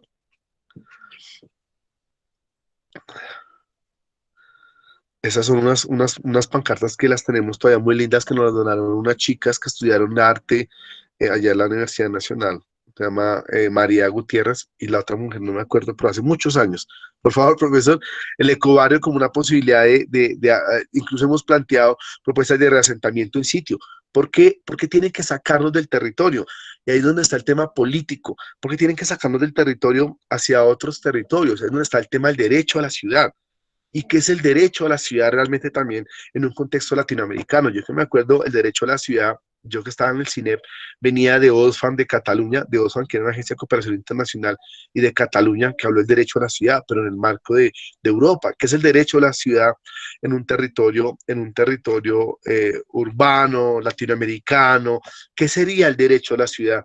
Y creo que como se han construido esos conceptos importantes desde nosotros, esos como conceptos que permitan construir epistemologías y construir, digamos, formas de pensar diferentes y de hacer diferentes. Bueno, en conclusión, miren ustedes, no hay, único parámetro, no hay un único parámetro para construir los ecobarrios, ¿cierto? Hay una, eso que ustedes ven ahí, que es que no lo veo bien porque estoy de mi celular y está muy, muy pequeñito. Pero eso que ustedes ven ahí, que alguien lo puede leer, sería chévere, ¿cierto? Y pues eso, profesor, por favor, le das. Ese es el escudo que hicimos de los ecobarrios. Lo verde con lo azulito significa, lo azul es la gente, lo verde es la naturaleza, lo moradito que es cabecita es como la armonía, y al otro lado está lo amarillo, lo rojo y lo azul, que es como la norma, ¿no? Entonces, como el ser humano vive en armonía con la naturaleza y construimos unas normas, pero colectivas, construimos unas normas para todos y para todas, pero que no nos impongan la norma, porque la norma, digamos, no es perfecta. Y el fallo del Consejo de Estado nos ha enseñado que la norma no es perfecta. Por favor, profesor. Yo finalmente dejo ahí. Sí, muchas gracias por escucharme. Si me faltó cosas, pues lo siento. Ahí el profesor, yo puedo aportar el librito que escribimos, que ahí también, digamos, hay muchos elementos. Queremos publicar un libro con ustedes, profesor, ya con más elementos sobre, digamos, diferentes dimensiones por capítulo, sobre la dimensión de riesgo, la dimensión del nodo, la dimensión social, la dimensión espiritual. Sería chévere y lo estamos invitando, profe, a usted para que nos ayude a ir pensando cómo hacemos una publicación, ya porque esa publicación de los ecobarrios del 2010 pues ya tiene 10 añitos, entonces hay que actualizarla y ponerle elementos que hemos aprendido a lo largo de esta lucha. Muchas gracias de parte de la Mesa Cerros, de parte de nosotros, muchas gracias por escucharnos, por invitarnos a compartir nuestra experiencia. Como les digo, no sabemos si estamos al final, al comienzo de la historia o en la mitad, pero estamos en una historia y esa historia pues podemos ser todos parte de esta historia. Muchas gracias. Pues Héctor, mil gracias por la conversa y pues la idea, como le había comentado, es, pues a pesar de que estamos un poquito corridos de horario, pero por ese inconveniente que tuvimos al comienzo, poder oír algunos comentarios o intervenciones o preguntas en relación a la intervención que usted hizo. Entonces, pues está abierto el espacio para que puedan preguntarle a Héctor y aprovechemos su presencia en este espacio. Hola, buenas noches. Buenas noches. A ver, quise darte una pregunta y digamos que te lo voy a hacer desde procesos que yo he visto ocurrir digamos que siempre ha sido un poquito chocante para mí, o no sé si llamarlo chocante precisamente, pero sí ha sido un poco fuerte, ver cómo tras de estos procesos finalmente también hay unos intereses, ¿no? Entonces, con las construcciones de los ecobarrios es muy bonito ver porque finalmente une a la comunidad, está dentro de la comunidad, trabajan todos, pero luego personas que están cercanas a los procesos dicen para legitimar el que construyan en los cerros, dicen, mire, si ellos lo hicieron, nosotros también podemos hacerlo y nosotros estábamos acá y no sé qué, todo el cuento. ¿Cómo evitar, sí, que si se permite que los ecobarrios se den en los cerros, no vengan y sea la justificación para empresas que van a hablar, porque si ustedes han visto, el negocio hoy en día está habla el ecotodo, ¿sí? En Cali estaba Ecociudad Verde, en otras partes, siempre se está hablando con lo ecológico y ese es como el mote que le colocaron a todas las constructoras, que le están colocando a todas las constructoras. incluso para construir dentro de humedales, incluso para construir dentro de cerros. Uno va hacia el norte en Yerbabuena y hay una cantidad de personas que están viviendo básicamente en zonas de reserva. Y ellos dicen, no, es que nosotros somos súper ecológicos y queremos el medio ambiente y todo, pero finalmente eso con el tiempo sabemos lo que termina produciendo. Entonces, ¿cómo evitar que eso ocurra? O no sé si sea bueno que las comunidades permanezcan. O sea, lo veo desde, aquí sí te lo voy a hablar totalmente desde mi ignorancia. Sí, no, muy bien por tu pregunta, porque me parece clave. En el caso de Cerros, porque en el caso de Bogotá lo que tú dices, eso se da, pero en el caso de Cerros tenemos una gran ventaja y es el fallo del Consejo de Estado que le dice al ministerio hacer un inventario de los predios construidos en Cerros Orientales, ¿cierto? Le dice a la cara hacer el plan de manejo con lo que hay y le dice al distrito hacer el plan de manejo de la franja de ecuación. El no cumplimiento del fallo que salió en el 2013, el 5 de noviembre, ha generado una serie de inconsistencias, unas anormales y otras de carácter, digamos así, naturales, y es que la gente ha aprovechado que el fallo es imperfecto para seguir construyendo, seguir construyendo, seguir construyendo. Si se hubiera hecho el fallo, en el caso de Cerros Orientales, si se hubiera aplicado el fallo tal cual lo planteaba era hacer un relinderamiento y por eso decía, nosotros con la mesa hemos hecho unas precisiones cartográficas, hay que ir por los barrios y hay que decir, mire, ¿cuántos predios hay? ¿Cuántas casas hay ocupadas? ¿Cuántos predios desocupados? Hablábamos con el abogado de la mesa de Cerros, hay un problema del fallo porque incluso tenemos lotes grandísimos que están con escritura, pero la gente nunca los ocupó. Y entonces el Consejo dice, reconozco derechos adquiridos y preexistencias antes del 2005. Eso me parece que le da un límite a ese crecimiento que tú dices. En el caso de los ecobarrios, por eso hablamos de eso, de un pacto de borde, porque a mí la gente me ha dicho, es que los ecobarrios son construir más. No, ahí dice, los que están de antes del 2005 se reconoce, se hace el inventario, y ahora entonces decimos, ¿qué va a pasar con esta gente que dice que tiene derechos adquiridos, que es lo que tú dices, y preexistencias, y entonces está peleándose, entonces pierdo mi lote, que es una herencia de mi papá de hace 50 años, pero nunca lo puede construir, y son media hectárea, una fanegada, no sé, entonces pierdo eso, digamos, hace ver que es muy complejo el fallo del Consejo de Estado y es a veces esos fallos que no se tienen en cuenta, esas realidades cotidianas, no tienen en cuenta esos saberes de las comunidades, genera, digamos, una serie de vacíos, cosa que nosotros sacamos a la magistrada Sonia Ramírez, la sacamos al territorio, la invitamos allá a los territorios, ella falló, digamos, con una visión más social, pero obviamente no es perfecto. Entonces lo que tú dices, eso es, en el caso de Cerros, eso, y en el caso del río Bogotá, que también tiene un fallo donde dice haga un inventario en sí, eso podría solucionar el tema y podría evitar lo que tú dices. Ahora, han aparecido, nosotros hicimos un derecho de petición y una tutela, ¿cuántas licencias de construcción existían antes del 2005 en Cerros Orientales? Y ahora, ¿cuántas licencias existen después del 2005? ¿Y cuáles han sido hay cosas fraudulentas ahí que ustedes no se han dado cuenta, pero hay cosas que como Mesa Cerros hemos estado siguiendo, acompañando, porque claro, a nosotros nos saca, pero dejan construir a otros que ni siquiera estaban antes del 2005. Entonces lo que tú dices, la única forma de evitar que eso pase es con el cumplimiento del fallo del Consejo de Estado y en los planes de manejo tanto de la CAR como el Ministerio y el Distrito. Hola, buenas noches. Es que la tecnología a veces me gana un poquito. Qué pena. Mira, sí, yo estaba haciendo una pregunta y es que, por ejemplo, a nivel local, eh, si sabemos más o menos qué presupuesto se está dejando para ese tipo de proyectos sobre ecobarrios. Por ejemplo, aquí en Kennedy, pues hemos tratado como de fortalecer un poco los barrios que quedamos hacia el sector del río Tunjuelo. Estamos como mirando, hemos hecho recorridos, pero pues sabes que a veces la falta de tiempo y también el tema de la pandemia que no deja mucho salir, se complica un poco en los procesos de planeación y de construcción de comunidad, ¿no? Entonces, esa era como mi inquietud que tenía. Gracias. Pues imagínate, te cuento que nosotros, así como los niños quedaron excluidos de la educación, imagínate nosotros cómo quedamos excluidos del plan de los presupuestos participativos. Quedamos absolutamente excluidos, y no solo nosotros, barrios como Usaquén, barrios en Santa Fe, en la localidad de Santa Fe, barrios en donde que no tienen conexión a internet y que son barrios con condiciones más de precariedad, quedamos excluidos de los presupuestos participativos, imagínate, por un lado. Por otro Mm, lado, claro, para la administración de los ecobarrios termina siendo un problema, no una solución. Primero problema porque Ok. termina, digamos, como dicen, cuestionando esas intervenciones institucionales como el caso del IGER, ¿sí?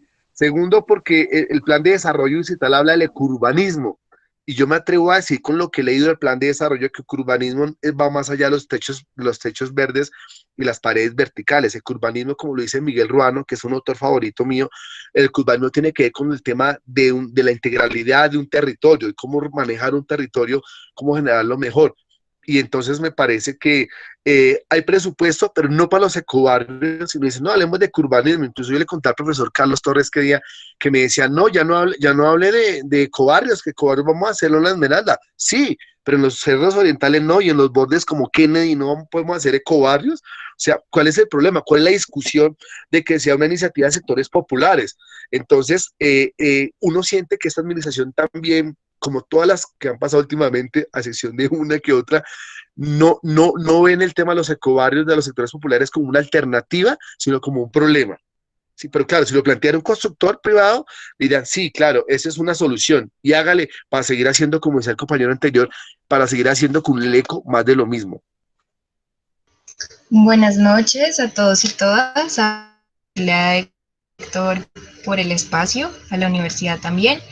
Y mi pregunta va más hacia cuáles son las implicaciones de pensar relaciones comunitarias desde la noción de borde, no como lugar periférico, sino como un lugar de agenciamiento político. O sea, ¿qué implica habitar el borde desde allí, desde el agenciamiento, desde las relaciones más comunitarias? Y también quería preguntar cuál es la relación o si ha habido algún vínculo, algún tejido con la propuesta de los ecobarrios, con, digamos, la intervención y transformación del Alto Fucha. Bueno, frente a la primera pregunta, me parece chéverísima porque lo que hemos generado nosotros desde la Mesa de Ceros es una conciencia también fuerte, es que los ecobarrios, estamos nosotros ahí, en el caso de los ecobarrios, y no sé, la maleta roja, los, para un esfero, los ecobarrios estamos ahí, y que los seres orientales en general estamos, y que no son de nosotros, son de toda la ciudad y la región, que nosotros estamos ahí para cuidarnos. Y hay una cosa que yo quiero hablar, es el tema de la atmósfera, ¿no? De la atmósfera, de la atmósfera, ¿no? Es decir, estas, como tú lo dices, estas comunidades de nosotros en los cerros, como en lugares de humedales, yo creo que tenemos el derecho a tener una atmósfera más alta que toda la ciudad. La atmósfera entendida como la suma de inteligencias y suma de energías, ¿sí? Es lo que llamamos la energía. Miren ustedes, cuando va a llegar diciembre, para estos meses la gente comienza a estar más alegre, la abuelita se toma en diciembre una cerveza, comienzan a ser todos más amigos, comienza a subir, digamos, como esa armonía. Es lo que llamamos la atmósfera, esa suma de energías que no se cuantifica, lo dicho. Entonces, digamos, lo que hemos trabajado permanentemente es que en los cerros las personas tenemos que tener un nivel elevado de conciencia, ¿sí? Un nivel elevado, digamos, de responsabilidad, ¿sí? Frente al territorio. Incluso en los pactos de vida hablamos de la tenencia responsable de mascotas, ¿sí? Hablamos de la convivencia en los pactos de borde. En la mesa de cerros, en la página, están lo que hemos construido, los pactos de borde y pactos de vida, si quieres mirarlo. Hemos hablado de una serie de elementos que no son tenidos en cuenta por mucha gente, de respeto por el otro, no traer la basura al otro, conectar el agua. Es decir, para mí, si te entendí la pregunta, bueno, para nosotros lo que creemos es que hay que jugarle mucho a unos procesos de concientización para entender que somos comunidades, que tenemos que un lugar que es de toda la ciudad y la región y que tenemos que cuidarlo con mucha responsabilidad. Ahora lo otro, con el Alto Fucha, no, los del Alto Fucha son parceros de nosotros, hacen parte de la mesa, especialmente los de Huertopía, y ellos incluso hablan de ecoterritorio. Ellos hablan de ecoterritorio, que es como en otra dimensión más amplia. Ellos hablan, y no sé, incluso qué sería como trabajar esa dimensión más amplia de ecoterritorio. Y ellos, pues, nosotros estamos entrelazados, ¿sí? Desde diferentes, pues, como percepciones o concepciones, pero estamos en el mismo nivel y estamos, digamos, pues, como digo, en la mesa de ceros orientales. Y claro, y el Alto Fucha con las complejidades que tiene ahorita, porque nosotros hacemos parte de la cuenca del Alto Fucha, en Manantial, aquí en la localidad de San Cristóbal, somos vecinos de Aguas Claras, allí, entonces, a 20 minutos por el monte.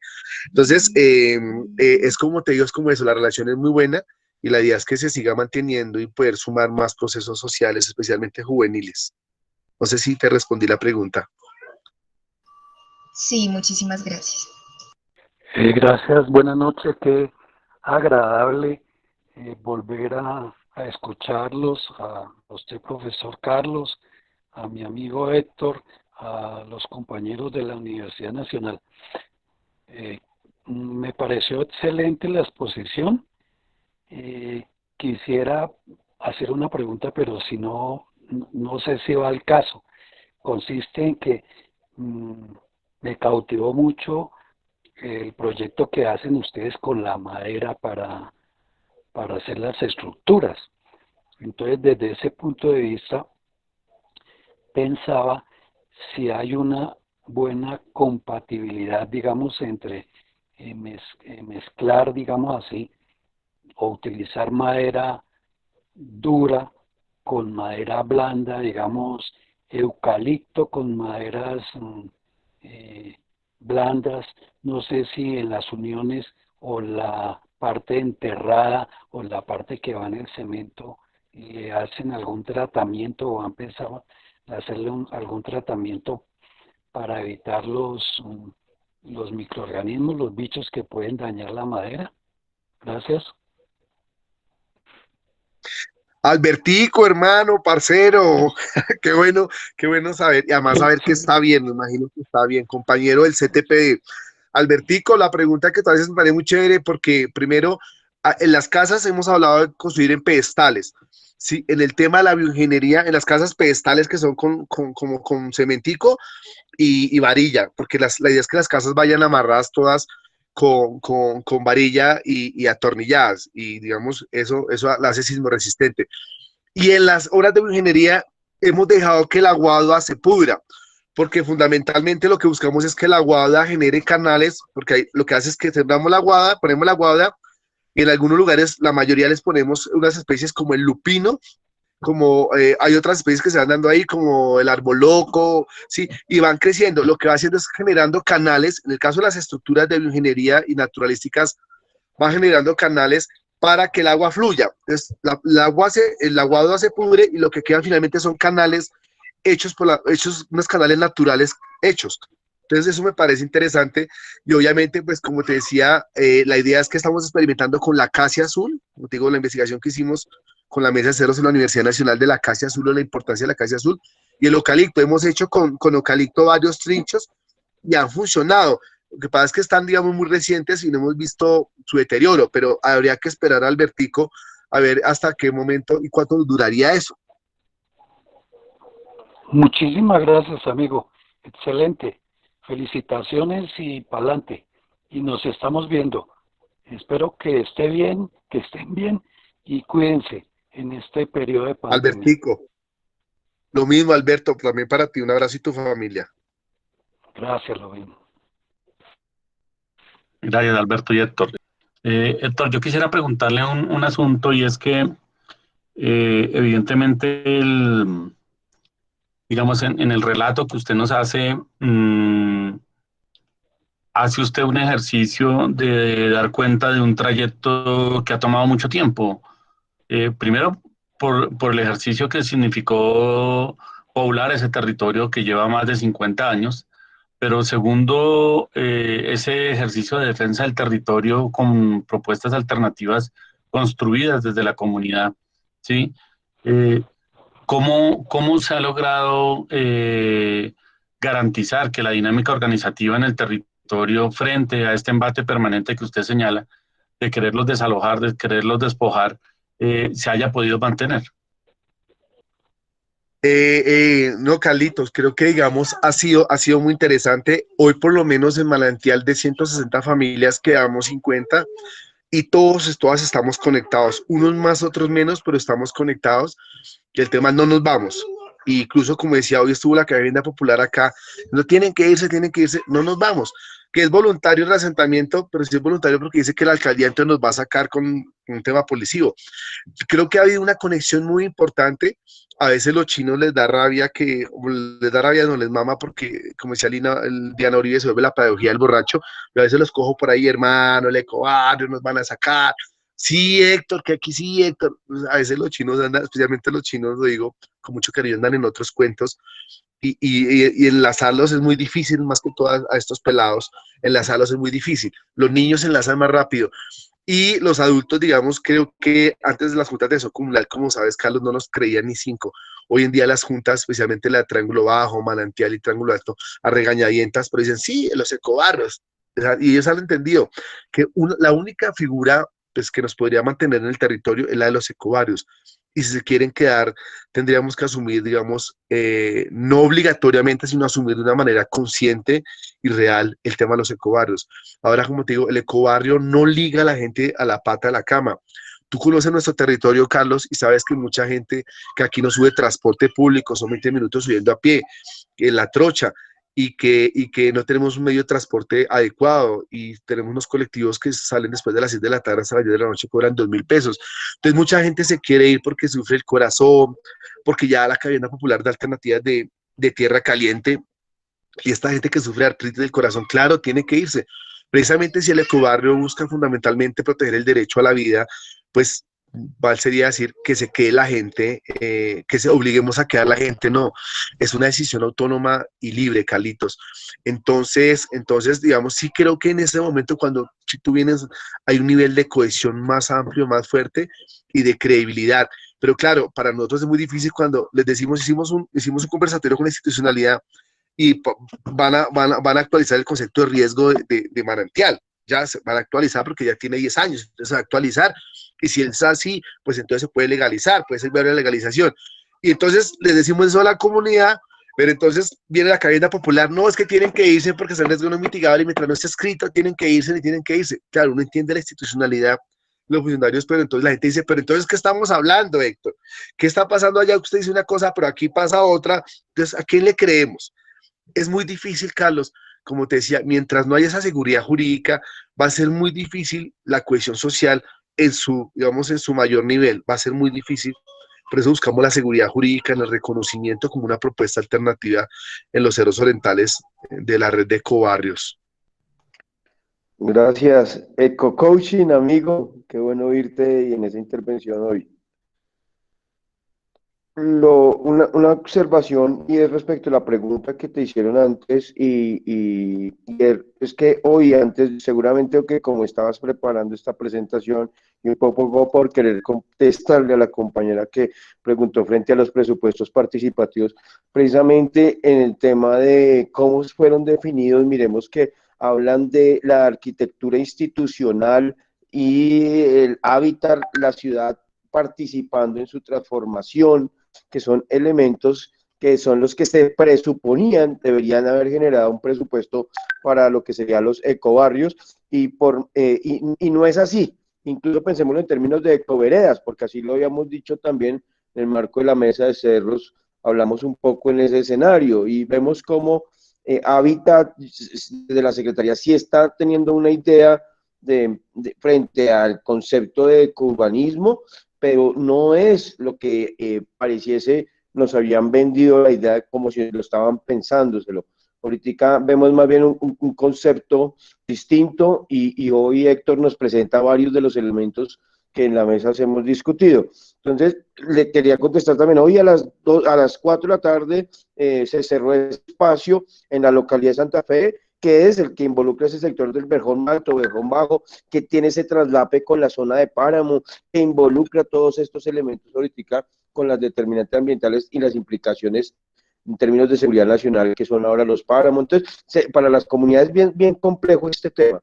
Y lo otro que es, ya sí es una pregunta que quisiera hacerle a Héctor, y es cómo se ha venido construyendo este concepto del eco-coaching popular y cómo ir trabajando en ese levantarle el ánimo a las comunidades en donde se requiere tanto una visión que invite a la gente a participar, que es donde estamos encontrando también las deficiencias, y participar en estos escenarios de cara deliberativa, ¿no? Que sea real, eficaz, que sea incluyente, y esto y todas las implicaciones que tiene. Richie es de la mesa de cerros, ese hijo de madre es tremendo, me da duro. Miren ustedes que lo que dice Richie, nosotros nos hemos declarado coach popular, y alguien me decía, ay, tan gomelos, coach popular. Nos invitaron una vez a dar una charla en la maestría de bioética de la Universidad Javeriana sobre pactos de borde, y fuimos a hacer la conversación, y yo pregunté, ¿y quiénes son? Por favor, preséntense. Entonces alguien me decía, soy coach empresarial, soy coach de no sé qué, soy coach. Yo, uy, fue madre. Entonces yo le pregunté al director de la facultad, oye, no, ¿qué es coach? Dijo, coach, y él es doctor, ¿no? Él es médico. Dijo, Héctor, es que coach le decimos los médicos a una persona que era animador, entonces a un preoperatorio, un posoperatorio, a la gente que le decía que ya se tomó la píldora, ya hizo la dieta, ya hizo el ejercicio, como ese animador permanente que está en contacto contigo. Y con Ricardo lo hemos trabajado con la mesa de cerros y es que vemos, y lo que dice el profesor Torres es que vemos la gente muy triste. El fallo del Consejo de Estado subió la energía cuando nos reconoció derechos adquiridos, pero nos acostamos a dormir, decía otro abogado que es Maluma, nos acostamos a dormir y entonces el fallo no es perfecto y terminamos juridializando lo que es el fallo del Consejo de Estado. Entonces, uno ve gente muy triste, muy deprimida, igual en el campo, ¿no? Uno ve gente muy triste, desesperanzada. Ay, contra el Estado no se puede pelear, eso es mejor irnos, es mejor, no, aquí no es nada. Y pasan muchas comunidades de cerros que nosotros las caminamos todo el tiempo. Entonces nos declaramos coach popular para animar la gente, para estar permanentemente con ella. Y la mesa de cerros hace un ejercicio permanente de presencia en los territorios, para saber cómo está la Junta de Acción Comunal, cómo está don Luis, cómo está doña María. La gente no tiene ni para comer, la gente tiene problemas. Y eso del grupo es muy chévere, pero creo que hay que volver al contacto. Y hicimos una investigación, ayudamos a hacer una investigación con el Instituto de Salud Pública Javeriana en el tema de epidemiología oculta. Y entonces, bájale al tele, porfa. Entonces epidemiología oculta, y entonces imagínense que hasta los jóvenes decían, no, es que estoy cansado porque una máquina me contesta, cuando usted pide una cita a compensar, es que una máquina me contesta si el 1, si quiere tal cosa, marque el 2, si quiere tal 3, y no vuelva a repetirla. O sea, no hay con quién hablar, yo quiero decirle a alguien, puta, estoy preocupado, perdón la palabra, sí, tengo tristeza, quiero abrazar a alguien. Y eso creo que por eso declaramos coach popular, porque la necesidad de que la gente suba esa energía, esa atmósfera y volvamos a establecer el contacto. Bueno, ahora con la pandemia, seguimos trabajando antes de la pandemia, ahora con la pandemia es más difícil, pero creo que hay que volver a establecer ese contacto con la gente. Buenas noches, gracias Héctor por su presentación, ha sido pues muy bacano todo este tema que nos ha comentado de los ecobarrios y muy bacano pues todo este proceso que se han llevado pues con la comunidad y pues todo lo que han logrado en la defensa de ese territorio. Quisiera hacerle una pregunta en cuanto pues algo que me llamó la atención, que ustedes tenían como pues unos temas comunitarios como las huertas y esta parte que hicieron, que vi que era como una pasarela en Guadua. Estos elementos cuando a la hora de construir, a la hora del mantenimiento, del cuidado, ¿cómo es la corresponsabilidad con la comunidad? ¿Cómo se designan esas labores? ¿Cómo deciden que, bueno, vamos a hacer el cuidado de la huerta? ¿A quién se encarga? ¿O cómo llamamos a las personas para esto? Esa es la pregunta. Mi hermano Miguel Ángel, imagínate que sí, eso que tú dices no ha sido una vaina establecida, sino una vaina espontánea.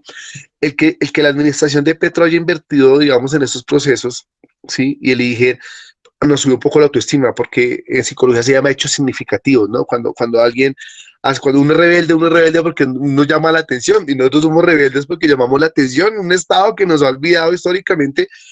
Entonces, claro, hechos significativos es que logramos hacer con ligereza esas guaduas, como te digo, hacer la bioingeniería, donde se transmite una transferencia de conocimiento y tecnología, que nosotros sabemos cómo hacer los trinchos, a qué profundidad van, espina de pescado, una vaina muy chévere que se transfirió acá porque jóvenes de aquel barrio trabajaron y mujeres. Y eso subió la autoestima mucho en esos espacios tan bonitos. Hoy en día, si tú vivieras acá, bajarías, don Joaquín está arreglando el jardín de más abajo. Yo bajé, estaba doña Patricia, la esposa de don Rosso, echándole agua a las matas y el paisa venía con una manguera. Hoy que bajé, estaban haciendo eso. Entonces, a veces uno baja un domingo y ve a la gente recogiendo la basura y ve arreglando, podando, y no ha sido una vaina de quién va a mirar eso y quién no. Incluso en el nodo de biodiversidad, que ahí está en mi Facebook, está lo del nodo, la gente le hemos dicho, dicen, es que ese espacio no, le invirtieron 3.500 millones de pesos y eso se lo tomaron unos pocos. Dije, no, es que eso es de todos, vaya, gáneselo. La única forma de ganárselo es vaya, trabaje, coja una huerta, vaya, tranquilo, que eso es de todos. Entonces, la gente ya ha ido apropiándose cada vez más de eso, pero los espacios que tú me dices, mira, es increíble ver cómo la gente sola, los del frente de las casas, salen a cuidar esos espacios, sin nadie decirle nada, tiene que ser a tal hora, porque saben que si se llenan esos espacios, se afean, y eso también, digamos, como que baja otra vez el ánimo, entonces la gente trata de mantenerlos. Ustedes hubieran visto hoy toda la gente que me encontré bonita haciendo trabajo ahí, y los domingos, cualquier día, y con esta pandemia especialmente son más las señoras mayores y los señores mayores los que hacen ese ejercicio.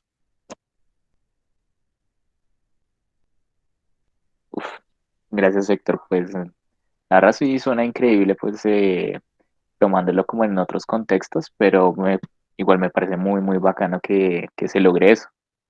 Le quiero agradecer enormemente que pues haya aceptado la invitación. Lamento nuevamente como el impasse que tuvimos al comienzo, porque pues creo que se nos perdió un grupo de gente que se había conectado a la reunión y después no tuvimos como el mecanismo de hacerles llegar el nuevo link. Espero que después puedan ver el video cuando lo subamos a la red, para que pues puedan compartir aquellos que no estuvieron hoy esta experiencia con ustedes, este conocimiento que de alguna manera es un conocimiento construido en el caminar el territorio y en andar bregando en términos de pensar que es posible construir otras alternativas, y que esas alternativas además deben contar fundamentalmente con reconocer las capacidades y las condiciones que tiene la gente en los territorios. Seguir pensando que de alguna manera se sigan imponiendo las condiciones en los territorios sigue siendo el gran error de las administraciones, y particularmente administraciones que se dicen ser de izquierda, que terminan imponiendo una serie de condiciones restrictivas a los territorios que no potencian ni garantizan que efectivamente podamos desarrollar una mejor calidad de vida y unos proyectos de un buen vivir. Entonces, Héctor, mil gracias, y a todas y a todos los que nos acompañaron en la sesión, mil gracias. Gracias. Para despedirlos también, pero quisiera mencionar desde la mesa uno de los temas que hemos venido mencionando en esto, y es precisamente el análisis para que nos sigan. Viene pendiente un tema de unos foros, un tema de unas audiencias públicas que se están realizando sobre el tema de gestión del riesgo. O sea, hay varios temas que son bien interesantes que sigan por lo menos este perfil, y ese los lleva a otro por ahí de una página que estamos en construcción de la mesa. Pero sí quiero no perder la oportunidad de hablar que aquí estamos también revisando el tema de las políticas públicas de ocupación del suelo, el tema de políticas públicas precisamente alrededor de la participación ciudadana en estos entornos con derecho a la ciudad, derecho al campo también. Entonces, hay unas políticas públicas que tienen que ver con el reasentamiento, como ustedes vieron, y el tema de reubicación laboral, por lo que está implicando también estas áreas con el traslape de páramos, zonas de reserva forestal, y estos límites también hoy con la franja de adecuación en Bogotá. Y adicionalmente a eso, pues van de mano otros temas frente a política pública también, pero que tienen que ver con alternativas al desarrollo, y por eso vimos como este tema de la agricultura urbana, todos estos temas que van ahí en el tema de huerta y que tienen que ser recogidos, y parte también del análisis de lo que hemos visto en estas necesidades. Y por supuesto, el tema de fondo también que encontramos aquí, que nos parte de lo técnico y que recoge esos temas de esa justicia epistemológica, es el tema de la gestión del riesgo y el tema de política pública alrededor de esto, y por eso la necesidad de tocar estos temas. Entonces, esto tiene un trasfondo frente al tema de dignidad, vivienda digna, seguridad personal en términos de gestión del riesgo y mitigación del mismo. Entonces, para nosotros son esenciales esos temas, y por eso pues la invitación a que nos acompañen y sigamos dialogando sobre estos temas. Gracias, cierro ahí. Y un abrazo enorme, Héctor, nuevamente. Profesor Carlos, Ricardo, todos y todas por estar ahí, por estar pegados, chévere, por acompañarnos, y bueno, estamos conectados. Profesor Carlos, muchas gracias a la universidad, y sabe que somos aliados 100%, y bueno, no nos deje solos ni nos dejemos solos ninguno. Claro que sí, ahí seguimos caminando el camino, Héctor. Bueno, buenas noches a todos y a todas, y Héctor, nuevamente mil gracias.